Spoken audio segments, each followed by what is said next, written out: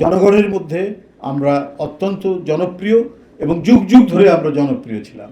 এটাই তো বিএনপির গর্ব, যে কোনো ধরনের মাফিয়াতন্ত্রের জন্ম দেয়নি। মানুষ যেটা পছন্দ করে যে দুষ্ট সন্তান হলে তাকে শাসন করার মানে কোন দৃষ্টান্ত আছে কিনা, সেই পরিবারই সবচাইতে একটি সমাজ বা একটি মহল্লায় বা সমাজের মধ্যে সবচাইতে অভিনন্দিত হয়। দেখা গেছে যে তার সন্তান যদি বিপদগামী হয় তাকে শায়েস্তা করছেন কিনা তার অভিভাবকরা, সেই পরিবারই সমাজের মধ্যে সবচাইতে সুনামধারী মানে পরিবার হয়। তো সেই ক্ষেত্রে বিএনপির যে দৃষ্টান্ত, আরও তো রাজনৈতিক দল আছে, তাদের কথাও আমরা শুনেছি নানাভাবে, নানা জায়গায় বহু হুমকি ধামকির কথাও আমরা শুনেছি, কিন্তু আমরা কিন্তু সেরকম উল্লেখযোগ্য দৃষ্টান্তমূলক কিছু দেখিনি। আমরা তো আরও অনেক কথাই শুনছি, নানা তদবির বাণিজ্য, নানা ধরনের কন্ট্রাক্টারি ঠিকাদারির সাথেও তো ইনভলভ রয়েছে। আমরা ওই কথাগুলো এখানে বলতে চাই না, আমরা আমাদের কথা বলতে চাই।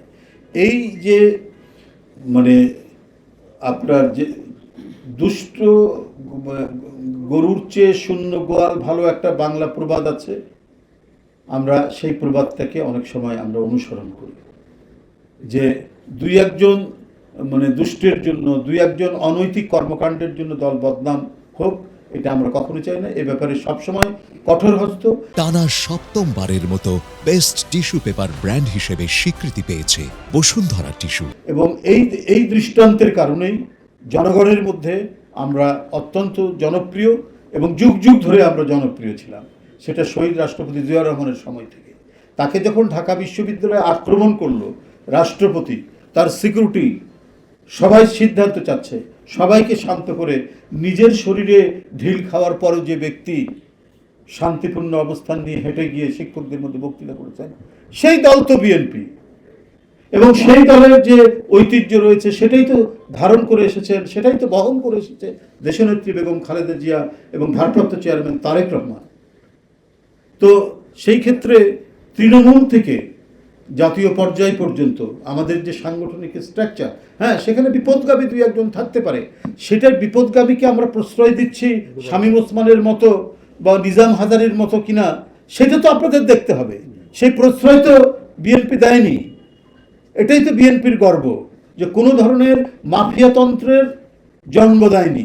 একজন সন্ত্রাসী একটা এলাকায় গডফাদারশিপ চালাবে আর তাকে পার্টি প্যাট্রোনাইজ করবে, এই দৃষ্টান্ত তো বিএনপির নাই বলেই বিএনপি জনপ্রিয়। এখানে আমি কারোর সাথে কম্পেয়ার করতে চাই না। আমরাও দেখছি মানুষের কি বলে যে তারা কিভাবে রেটিংটা করছেন, তারা কি করছেন না করছেন, আমরাও জানি। অবাধ সুষ্ঠু নির্বাচন হোক না কেন, দেখেন যে মানুষ কার পক্ষে। আমরা চাই, হ্যাঁ, সাধারণ মানুষ যাকেই ভোট দেবে তারাই নির্বাচিত হবে, কিন্তু আপনারা ফলাফলটা দেখবেন